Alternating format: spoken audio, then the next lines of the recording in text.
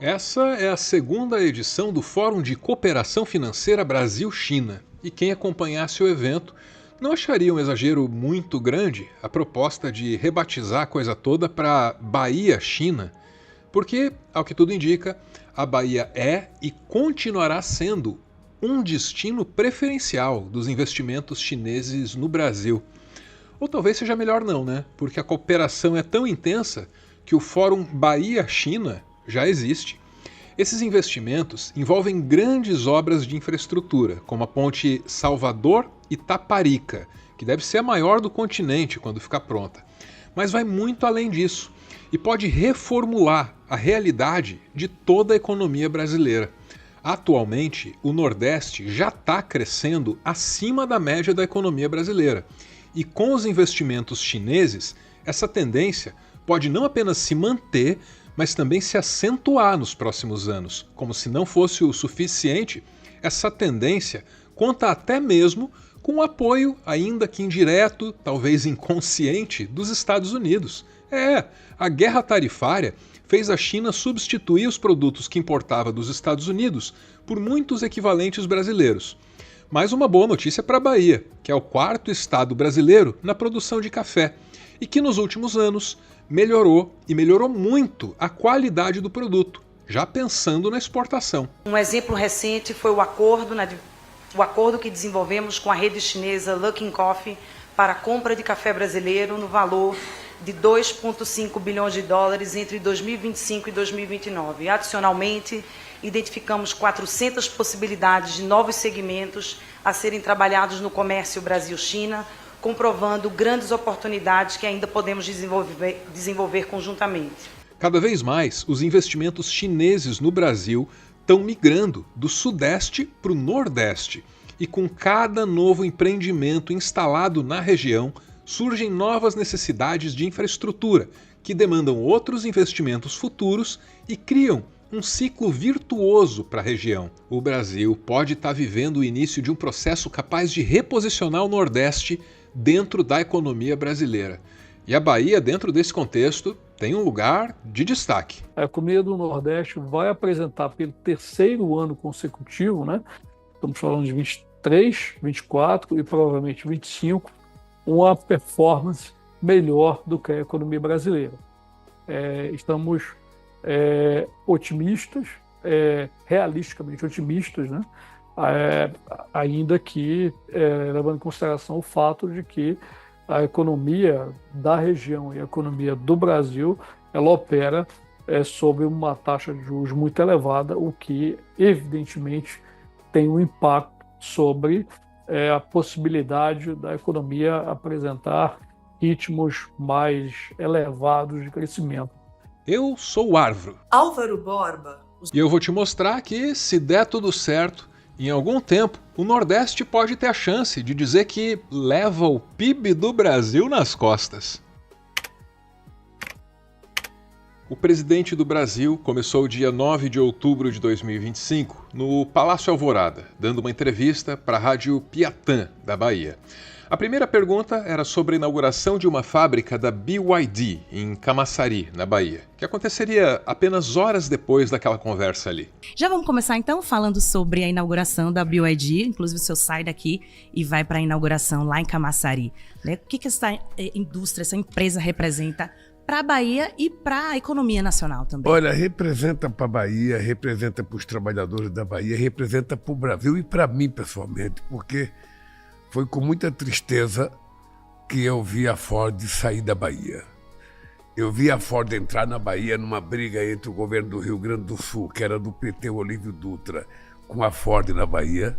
A Bahia sai do Rio Grande do Sul, vai para a Bahia. Eu fui junto com o Jacques Wagner comunicar, sabe, que a Ford ia para a Bahia. E quando a Ford saiu foi uma tristeza. E de fato, a saída da Ford foi não apenas uma tristeza, mas também um prejuízo, porque o Estado brasileiro investiu pesado em infraestrutura para que a fábrica pudesse ser instalada por lá. Mas o tempo passou, a BYD ficou com as instalações e agora, ao iniciar as atividades, anuncia planos que vão além de qualquer coisa que pudesse acontecer com a Ford. Em primeiro lugar, um centro de desenvolvimento tecnológico, em que engenheiros chineses e brasileiros já desenvolveram um motor que combina o uso de etanol e eletricidade, muito adaptado às necessidades nacionais. Isso, por si só, já é muito mais do que se esperava da BYD no Brasil. Mas vieram outros anúncios. A segunda etapa da instalação da fábrica deve trazer mais funções para o solo nacional e deve dobrar o volume da produção projetado inicialmente. A partir de um segundo momento, a BYD vai começar a, de fato, operar em CKD, que quando o veículo é completamente montado aqui no Brasil. Então, os kits vão vir da China, mas aí vai ter maior uso de peças e também vai gerar mais empregos aqui no Brasil, pois vão ser necessárias mais pessoas nessa linha de produção. Atualmente, nesse primeiro momento também, a fábrica da BYD vai ter capacidade para 150 mil carros por ano, produção de 150 mil carros por ano. E aí, a partir da demanda, né, a partir do interesse da população pelos carros, pode chegar a 300 mil carros. Com tudo isso, o que se espera é que a chinesa BYD seja a maior montadora do mercado automotivo nacional num prazo de 5 anos. Parece ambicioso, mas quem conhece o desempenho da BYD em outros mercados não duvida disso não. Se a BYD e as outras empresas chinesas instaladas na região quiserem exportar o que elas andam produzindo ali, elas vão precisar de mais e mais infraestrutura portuária. E é aí que entra Ilhéus. O Porto Sul está sendo erguido no distrito de Aritaguá, no litoral norte de Ilhéus, entre as comunidades de Sambaituba e Ponta da Tulha. O local foi escolhido após anos de estudos por reunir 3 fatores raros de forma conjunta: profundidade natural suficiente para receber navios de grande porte, proximidade de zonas de produção estratégica no interior da Bahia e ligação direta com a Ferrovia de Integração Oeste-Leste, o FIOL. No mar, a infraestrutura será de escala impressionante. Uma ponte de acesso de cerca de 3,5 quilômetros avançará sobre as águas, conectando o continente aos piers de atracação, permitindo operações em áreas naturalmente profundas e reduzindo a necessidade de dragagens constantes. A ligação ferroviária, que é mencionada nesse vídeo aí do Construction Time, é muito importante. A gente está falando de uma ferrovia que sairia de Ilhéus, numa ponta do nosso continente, e iria até Xangai, no Peru, onde o capital chinês acabou de construir o maior porto da América Latina. A ferrovia ligando esses 2 portos é um sonho da China e dependeria do capital deles, claro. Estão muito interessados em ajudar o Brasil, né, a rasgar o Brasil de ferrovias. A gente sabe que ferrovia não existe dinheiro público suficiente. Seja no Brasil hoje, em dia, com exceção da China ou talvez Estados Unidos, não existe dinheiro público suficiente para fazer ferrovia porque é muito caro. Se der tudo certo, quando estiver conectado a essa ferrovia e, por extensão, ao Peru, o porto de Ilhéus vai ter uma importância estratégica imensa. Então faz sentido que a Bahia também assuma a liderança da indústria naval brasileira. A longo prazo, isso tem chances de acontecer. E o início desse processo pode ter sido justamente outubro de 2025. No mesmo dia da inauguração da BYD, foi anunciada a retomada das atividades do estaleiro Enseada, em Maragogipe, onde a Petrobras, junto com suas parceiras privadas, vão construir logo de cara 6 navios. Com infraestrutura avançada e tecnologia de ponta, o estaleiro Enseada do Paraguaçu, em Maragogipe, é o único de 5ª geração do Brasil. Essas embarcações representam confiança, cooperação e inovação, reunindo tecnologia de ponta e compromisso com a sustentabilidade.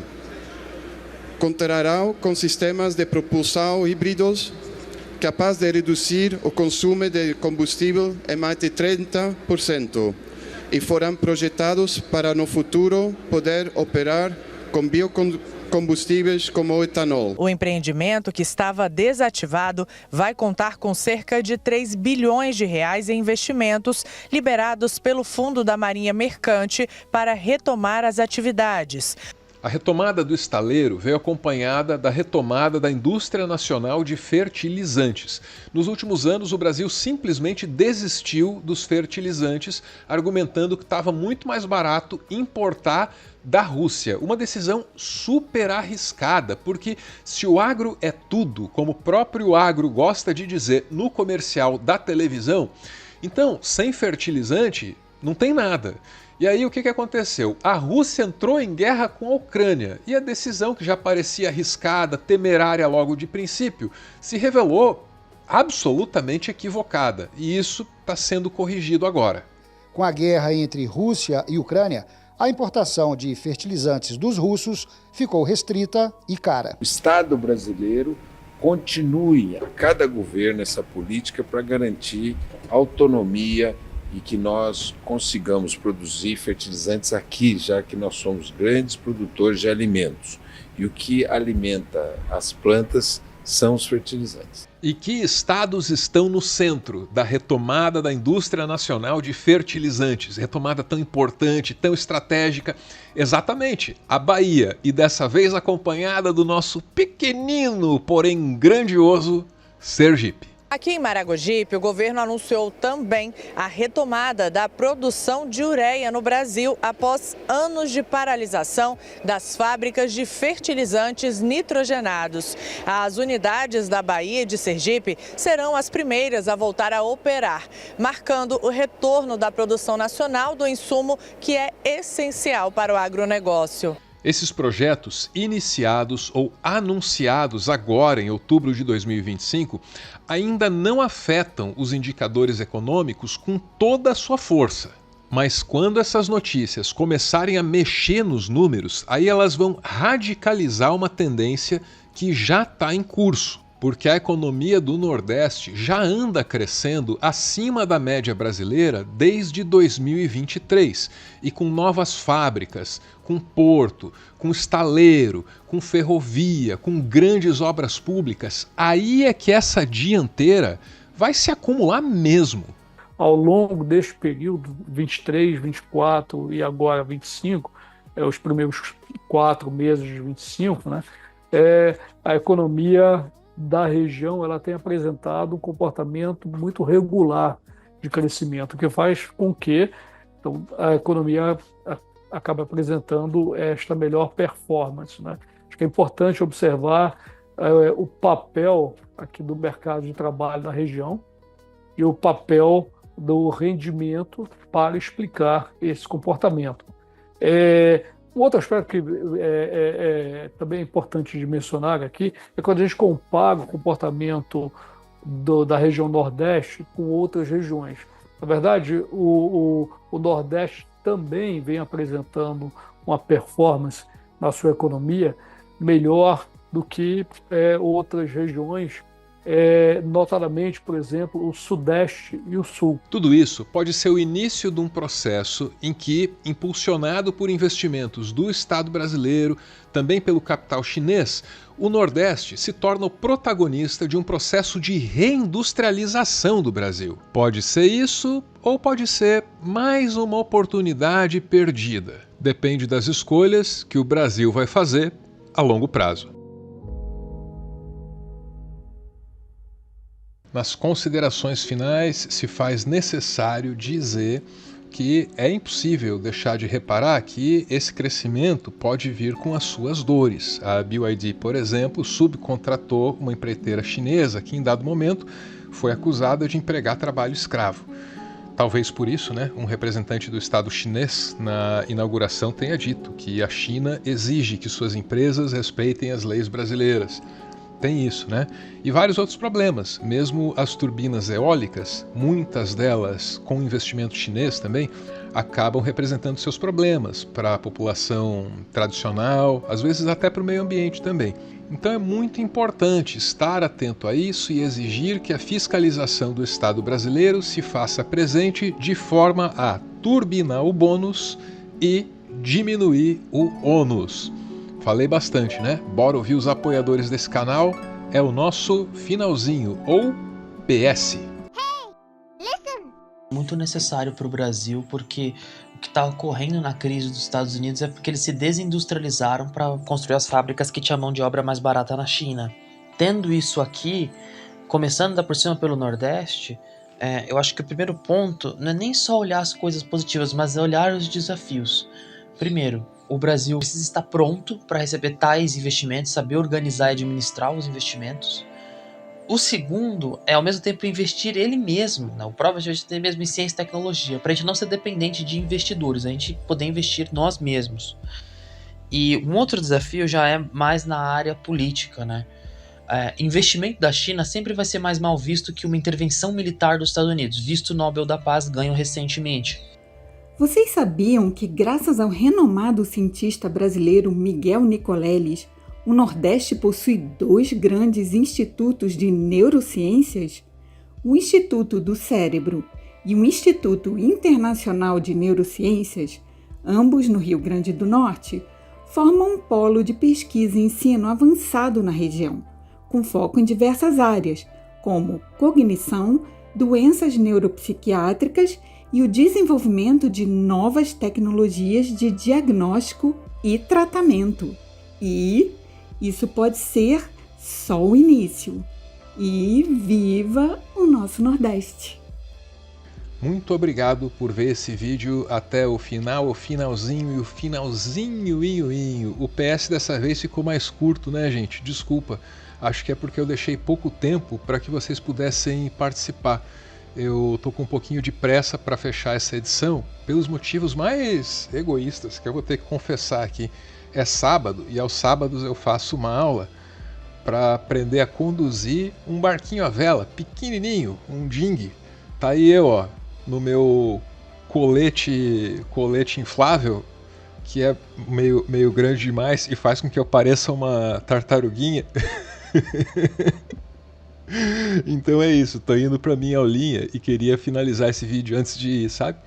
Então deixei lá ser essa tartaruguinha no meu barco. Não é meu, né? É da escolinha. Valeu!